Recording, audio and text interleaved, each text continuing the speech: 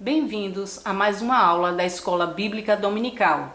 Estaremos iniciando uma série de estudos sobre doutrinas e princípios batistas. Hoje teremos a primeira lição sobre a importância da doutrina. O que é a doutrina? Doutrina é um conjunto de dogmas ou princípios que regem um sistema religioso, filosófico ou político. Também o que é recebido ou um conjunto do ensino recebido, isso vem da palavra doutrina no hebraico. Toda religião tem seus princípios básicos, tem seu corpo doutrinário e que seus membros, ao ingressarem neste segmento, em determinado segmento religioso, eles conhecem e, se concordam, eles se tornam membros. A doutrina dá sentido, dá conteúdo às aspirações de nossa alma.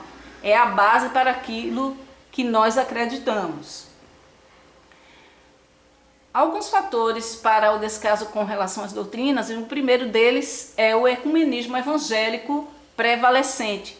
Nós percebemos que, diferente das denominações evangélicas mais históricas, com mais tempo, as denominações mais recentes, elas praticamente têm uma identidade diferenciada, porque eles pegam elementos de um segmento, elementos de outro segmento e juntam, e terminam juntando também com seus próprios interesses, muitas vezes.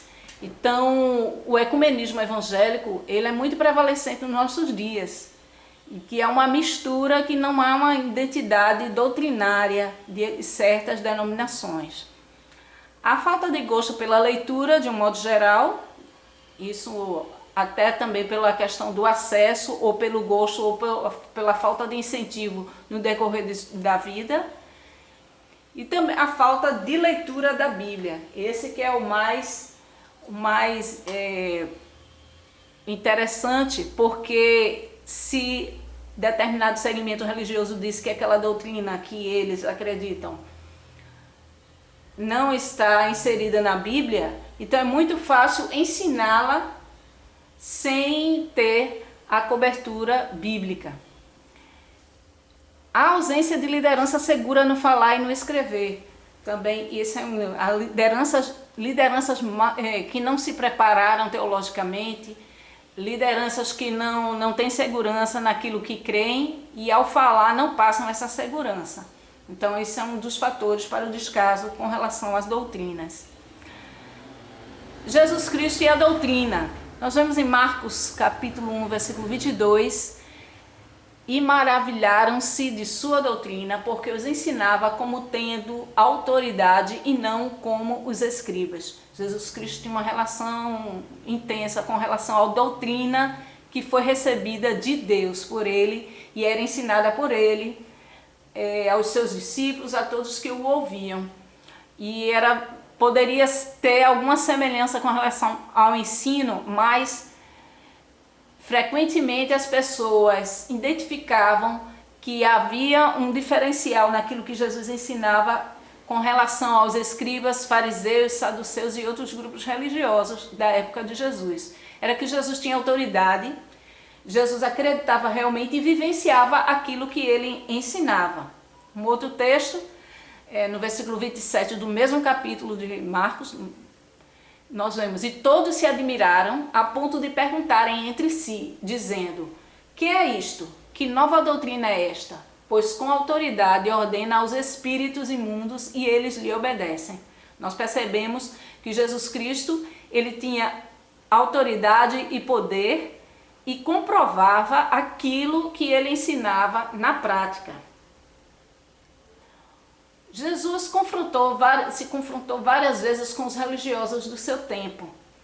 João capítulo 7, versículos 16 e 17 diz o seguinte: Jesus respondeu e disse-lhes: a minha doutrina não é minha, mas daquele que me enviou. Se alguém quiser fazer a vontade dele, pela mesma doutrina, conhecerá se ela é de Deus ou se eu falo de mim mesmo. Então, a autoridade de Jesus estava baseada na doutrina que ele havia recebido do próprio Pai.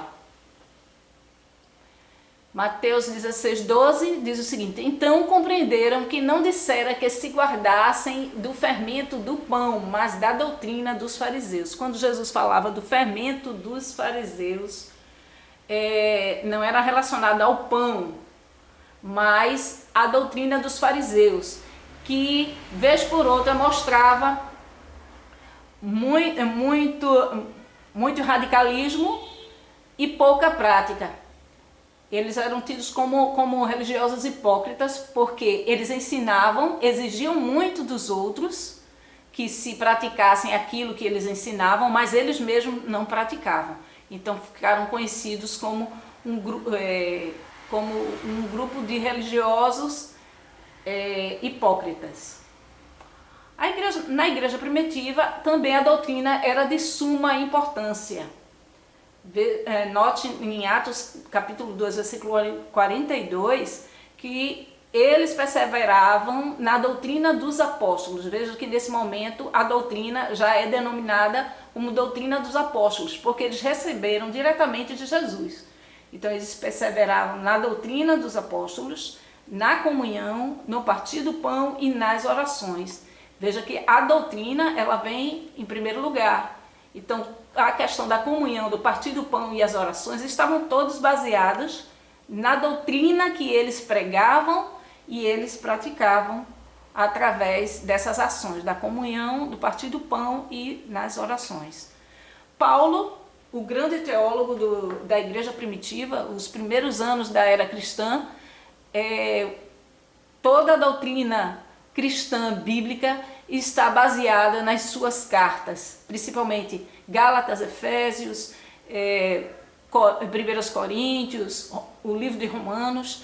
Então todas essas cartas, elas são doutrinárias. Então Efésios capítulo 4, versículo 14, diz o seguinte: para que não sejamos mais meninos inconstantes, levados em roda por todo o vento de doutrina. Quando um membro de uma igreja ele não conhece a doutrina da sua denominação, não estuda a Bíblia, não vê as bases bíblicas para cada uma daquelas doutrinas, para o corpo, para o credo, aquilo que se crê dentro daquele segmento, ele pode ser levado por qualquer grupo religioso que ensine uma doutrina contrária ao que está na Bíblia. Paulo também orienta a Timóteo, no seu ministério, para que ele tenha cuidado de si mesmo e da doutrina.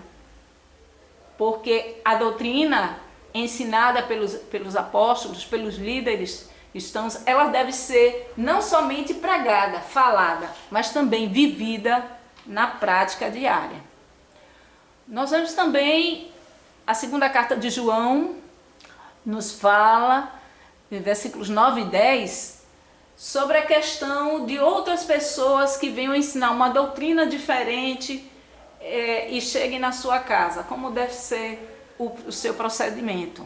Aquele que não persevera na doutrina de Cristo não tem a Deus. Quem persevera, esse tem tanto ao Pai como ao Filho. Se alguém vem ter conosco e não traz esta doutrina, não o recebais em casa, nem tampouco o saudeis. Veja, o receber em casa, de sentar e de ouvir a doutrina daquele grupo diferenciado do segmento que você está, que é membro e que você segue, justamente porque você vai ter comunhão e vai ouvir uma doutrina contrária àquilo que você já foi ensinado. Então você deve respeitosamente dizer que já tem a sua igreja, que já tem a sua denominação, que já participa e que tem estudos frequentes da Bíblia, para que aquele grupo possa seguir adiante, mas que nós não possamos estar perdendo o nosso tempo ou gastando o nosso tempo com ensinamentos contrários àquele que nós temos recebido. Nós concluímos com um versículo da primeira carta de Pedro, capítulo 3, versículo 15, que diz: e estáis sempre preparados para responder com mansidão e temor a qualquer que vos pedir a razão da esperança que há em vós. Muitas pessoas vão procurar e vão falar sobre alguns conceitos não cristãos, e você, se estiver preparado de acordo com a palavra de Deus, se você estudar as doutrinas bíblicas, você vai poder responder com segurança para essa pessoa, embasado na palavra de Deus. E que Deus possa nos ajudar sempre nessa difícil missão de estar estudando a palavra de Deus e podendo demonstrar na prática também aquilo que nós recebemos do Senhor. Está aí o meu contato, professora Arisaí Almeida, meu e-mail arisaialmeida@gmail.com. Se você quiser fazer alguma crítica, algum comentário, alguma pergunta, então estamos abertos, estamos esperando o seu contato. Que Deus possa nos abençoar.